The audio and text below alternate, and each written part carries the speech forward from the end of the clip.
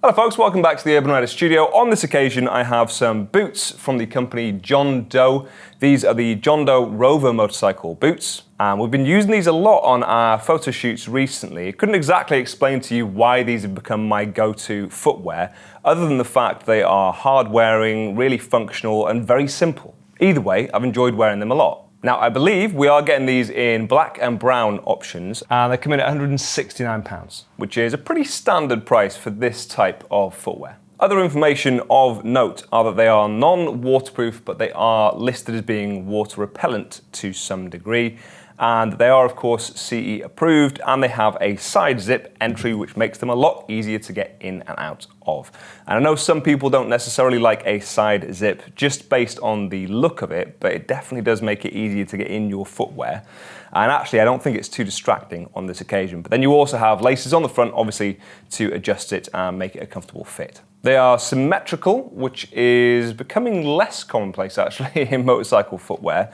Generally, what you'll have is a thicker section on the left side, something so that when you're interacting with the gear lever, it doesn't wear out your shoes too quickly, and they'll stick that on both boots for symmetry. With this one, you don't have that. You do have a thicker section at your toe, which definitely will still help with that, but it doesn't call them out as being motorcycle boots. So they're really subtly styled, and I think these just generally look like a nice pair of shoes on or off the bike. They use vintage cowhide leather. It's 1.1 millimeter thick. It's pretty tough, pretty thick, not uncomfortably so. You've got reinforcement to the footbed, so you have reinforcement to your heel, to your toe, and then you have got ankle protectors on the outside of your ankle, not on the inside, because of course you've got a zip on that side, but at least you have something here as a malleolus protector. They have a vibration-absorbing, non-slip sole, which is just fancy words for a nice sole, and actually quite a flat one,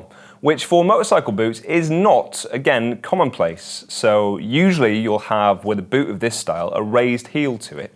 And the only reason that kind of frustrates me from time to time is that it will lock you in place a little bit on the pegs and makes it a little bit harder to move around freely. Trainers tend to be easier in that sense. So with this one, you have a slight raise to that heel, but it's gradual and it still makes it really easy to move around. Visual point, I really like the stitching around the sole as well. It adds some contrast on an otherwise fully black boot, other than the metal details like the zip. They are handmade in Portugal. I feel like that's an important thing to point out because it usually means they're of a higher quality, and brands do love to say handmade in Portugal when that is the case. The zip is also a YKK zip, and I had a discussion actually with a colleague literally yesterday about a pair of boots that he'd bought that we don't stock, that didn't have a YKK zip. It was made by the brand themselves, and funnily enough, it failed. That does tend to be the case when you go for more spurious brands when it comes to zips, or they try and make them in-house. I don't know why brands would necessarily bother doing that when you have something as tried and tested as this. They are an accurate size, and they're pretty comfortable to move around in. They're not the most comfortable footwear I've ever tried on,